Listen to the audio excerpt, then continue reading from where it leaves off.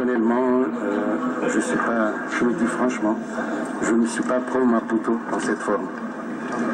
Parce que pour moi, Maputo, c'est la culture de l'impunité. C'est pas le Maputo. Table, il y a des élections.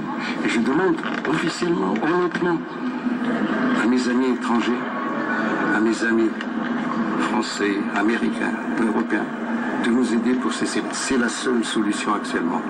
Si quelqu'un, un signataire d'un traité, récuse ce traité, comme il a fait le professeur Zaf, quand il a écrit cette histoire, parce qu'il était signataire de Maputo, il était signataire aussi de Copenhague.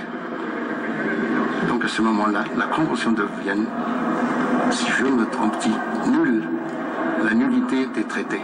Donc Maputo est nul à cause du professeur Zaf. Je suis désolé, mais pour moi, qui suis un marin, donc cette Convention de Vienne, pour moi, ça rentre en jeu. Il n'y avait jamais eu de coup d'État à Madagascar. Vous avez parlé d'un autoputsch. Est-ce que vous pouvez nous expliquer en français ce que c'est qu'un autoputsch? C'est M. Ravalman qui est autoputschiste, c'est lui, en malgache on dit la langue latine. C'est lui qui a fait son putsch à lui-même. C'est pas les militaires. Et là, il faut qu'il le sache. Il faut qu'il soit honnête envers lui-même. C'est un président et non d'État. Il faut qu'il soit honnête envers lui-même. C'est lui qui s'est autoputché.